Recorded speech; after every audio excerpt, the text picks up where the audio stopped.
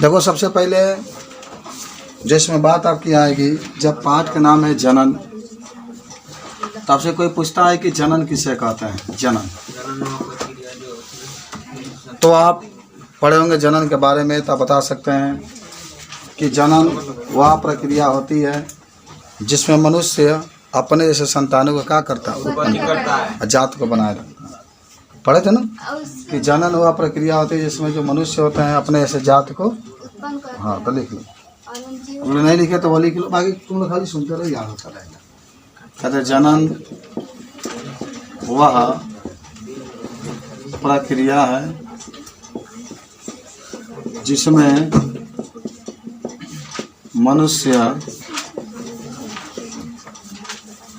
अपने जैसे संतान को उत्पन्न करता है तथा अपने जाति को बनाए रखता है, तथा अपने जाति को बनाए रखता है। ठीक है, जनन वह प्रक्रिया जिसमें मनुष्य अपने जैसे संतान को उत्पन्न करता है तथा अपने जात को बनाए रखता है। ये जनन आपका है, सब लोग जान चुके हैं कि जनन के बारे में अगर कोई पूछता है तो। और एक आपका आता है तो देख लेंगे यहीं पर जीवन काल।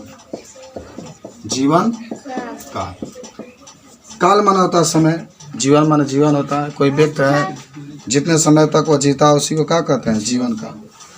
तो लिखा होता है प्रत्येक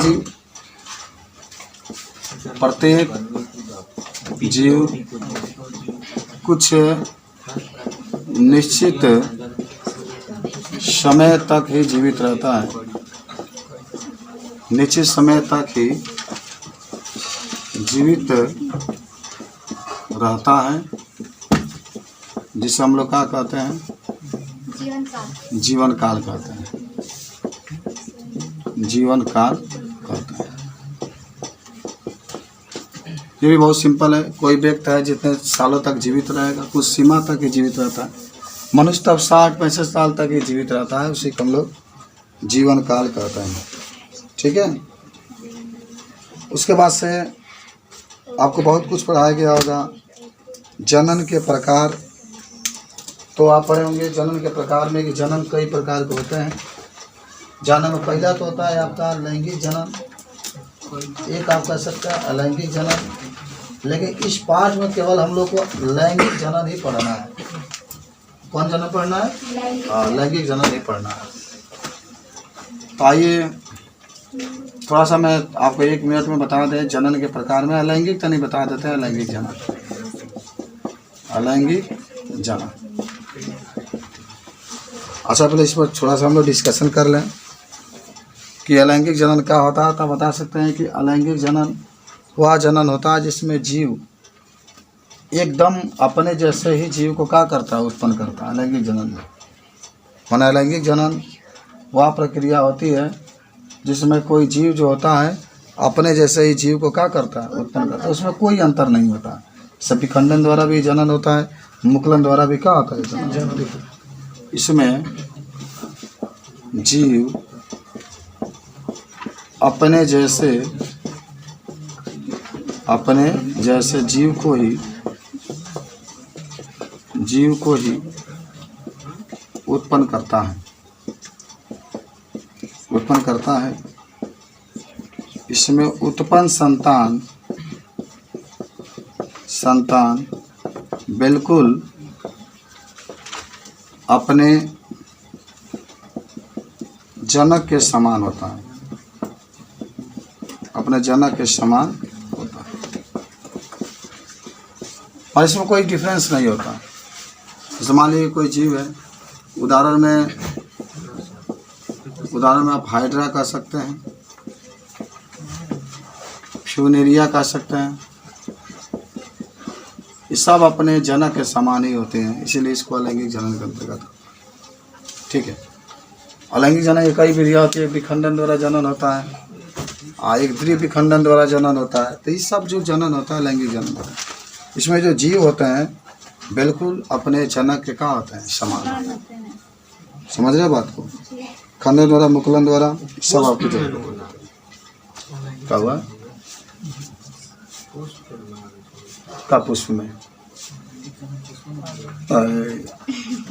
पौधा में ना वाला, मनुष्य में नहीं होता है। मनुष्य में तो लैंगिक होता है, हाइड्रा भी तो एक प्रकार का लैंगिक, बहुत सारा चीज़ें पाया गया।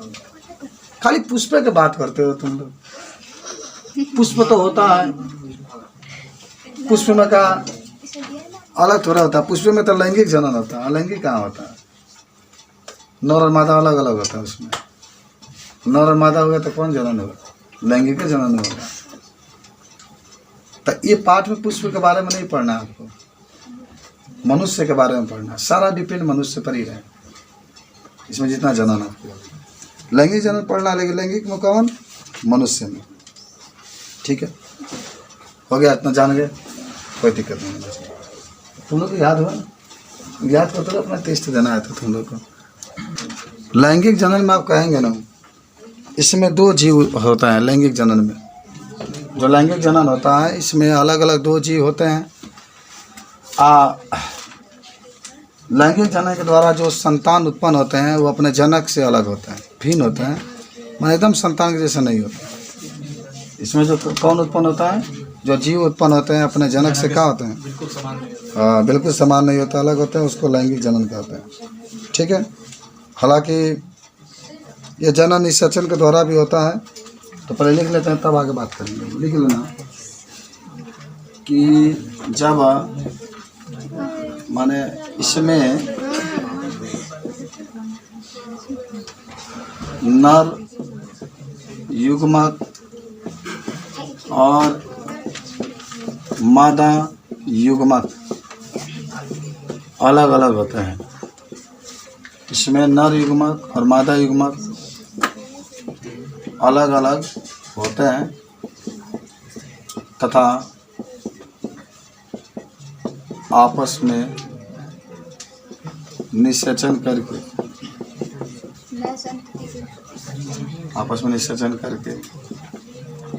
नए संतति को उत्पन्न करते हैं, तो इसे लैंगिक जनन कहते हैं। तो इसे लैंगिक जनन कहते हैं। ठीक है, जब भी लैंगिक जनन के बारे में पूछेगा तब बता सकते हैं। तब एक चीज़ बता सकते हैं, लैंगिक जनन के महत्व, लैंगिक जनन का महत्व का महत्व होता है। तो देखो, पहला आपका होता है ना कि लैंगिक जनन में जो संतान उत्पन्न होता है वो अपने जनक से अलग होता है, जिसके कारण इसमें अलग प्रकार के जंतु भी उत्पन्न हो सकते हैं। देखिए ना, इसमें उत्पन्न संतान का गुण जनक से अलग होता है, जनक से अलग होता है तथा नए जात के उत्पत्ति करता है। नया जात का क्या करता है? उत्पत्ति। दूसरा है कि कायिक कोशिकाओं में गुणसूत्र और डीएनए की संख्या आधी होती है। लिख लेना कि इसमें इसमें नए जाति को लिखा गया। आगे लिख लेना कि इसमें जीव का डीएनए अपने जनक के समान 99.9% एक समान होता है, एक समान होता है। केवल 0.1% अलग होता है। 99% एक समान होता है, केवल 0.1% अलग होता है। ये होता है लैंगिक जनन। ठीक है, अब लैंगिक अलैंगिक जान गए तो यहाँ से क्वेश्चन जरूर आता है कि अलैंगिक जनन बेहतर है कि लैंगिक जनन। तो आप कहते हैं कि लैंगिक जनन बेहतर है, क्योंकि लैंगिक जनन में जो जीव उत्पन्न होते हैं वो अपने जनक से क्या होते हैं, भिन्न होते हैं। अलैंगिक जनन में जो जीव उत्पन्न होता है अपना जनक के समान होता है, ये बता सकते हैं आप इसमें। ठीक है, तो इस तरीके से बात अगर आपसे पूछा जाता है तो इसके बारे में क्या कर सकते हैं, बता सकते हैं कि लैंगिक जनन और जो अलैंगिक जनन होता है उसमें क्या अंतर होता है। ठीक है, अब देखो लैंगिक जनन के लिए जो मनुष्य है, मनुष्य के बारे में हम पढ़ेंगे लैंगिक जनन के बारे में। तो मनुष्य में जो लैंगिक जनन होता है वह एक लिंगी होता है। मनुष्य तो पहले एक लिंगी होता है और इसमें जनन अलग अलग होता है। ठीक है, तो अब हम लोग पहले जान जाते हैं कि मानव में लैंगिक जनन। अमिराज साहब लिख लिए जी सर।